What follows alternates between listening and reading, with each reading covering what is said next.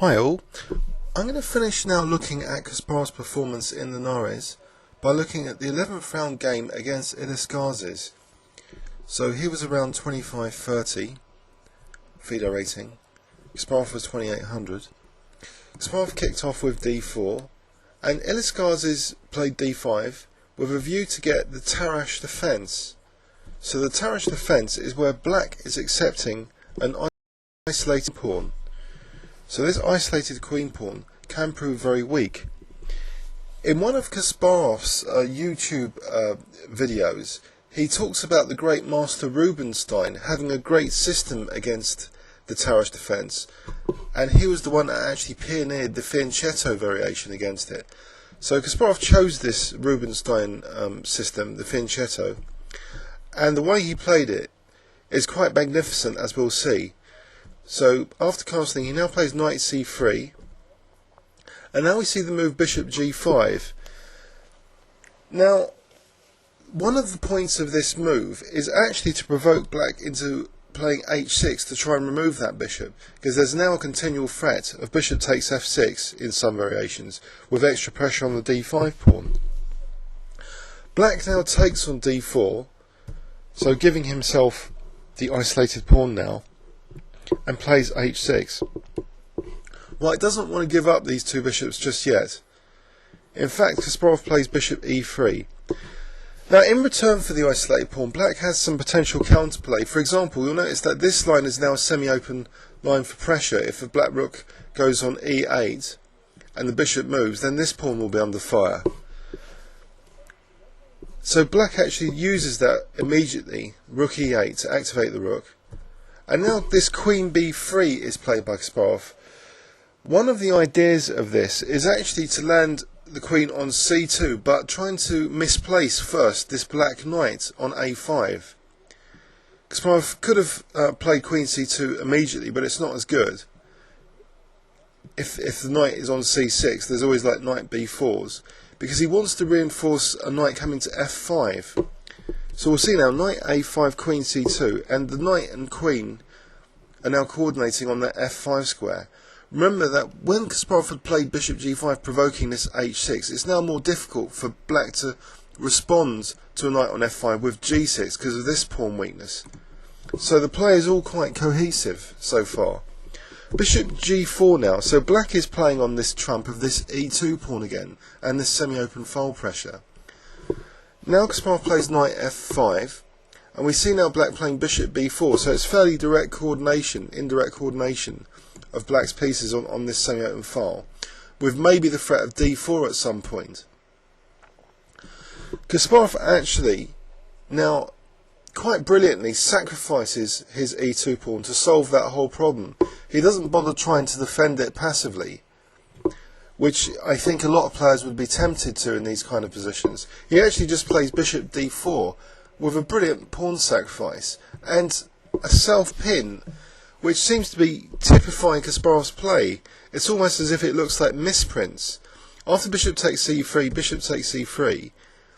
So he's sacrificing the e2 pawn, and now he just walks into a self-pin with queen d1. Now let's look at some critical variations here. If rook takes b2, then bishop takes f6 and white is winning, because bishop takes d1, bishop takes d8 and white will be a piece up. If queen takes f6, queen takes g4. So not rook takes b2, rook e8 say, just bishop takes f6 again, rook e5 say. Now here is something very clever. Knight takes h6 according to Ribcher. So g takes, and now f3, and white has a clear advantage.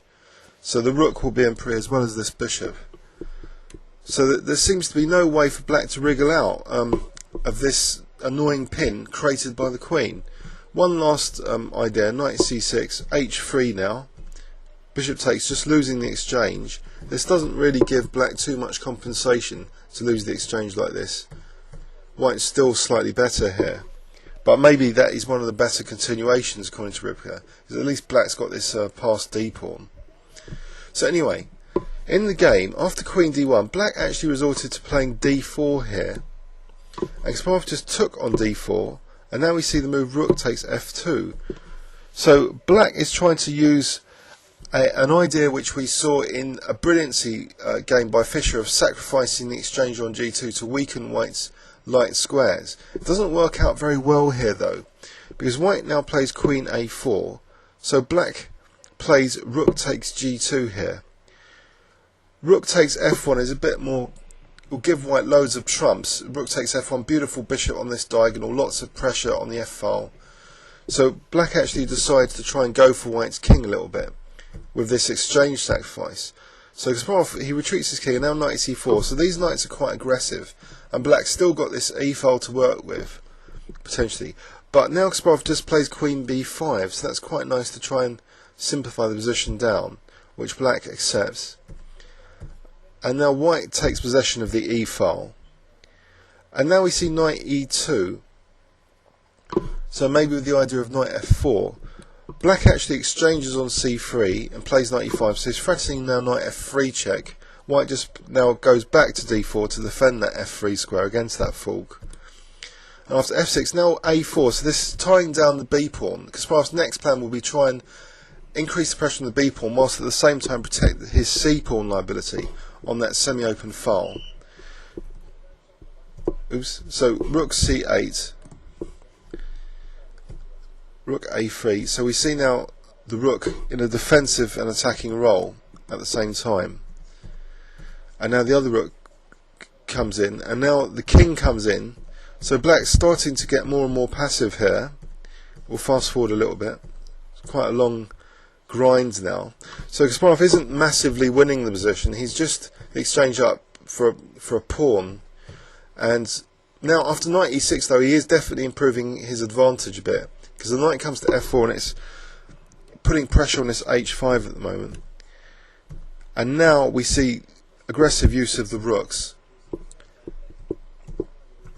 So b5 was played, which is a bit of a committal move.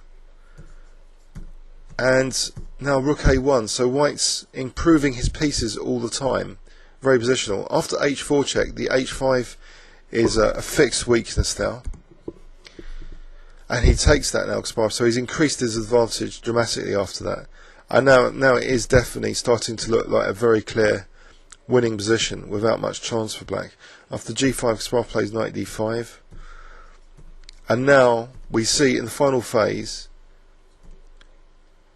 the simplification on c4, and this h pawn is now a killer with h6 check. So if king takes h6, rook takes f6 check and win the knight. Let's have a quick overview and summary of the game. It was a Tarrasch defence where white played bishop g5, provoking weakness now on f5, which Kasparov first played queen b3 and then queen c2 to get his queen coordinating for this knight f5 idea. But the most dramatic thing is walking into this self-pin, so he's removing this liability pawn on this semi-open file in a very tactical way, walking straight into this self-pin, which black can't seem to do much about. White's simply threatening h3 now and g4. Just it's incredible, really. And after d4, so white ended up winning the exchange because, well, black sacrificed the exchange, and the rest was quite a grind, actually, grinding technique. So defending and attacking on the queen side, bringing the king in to help, and then just slowly improving the position of all his pieces and creating infiltration points. So the a file was an important infiltration, and winning this h pawn was increasing Kasparov's advantage until it was just totally decisive in the end. So with this h6 final finishing position. I hope you enjoyed this coverage of the Linares tournament. I'd like to do other Kasparov tournaments soon. And leave any comments on YouTube. Thanks very much.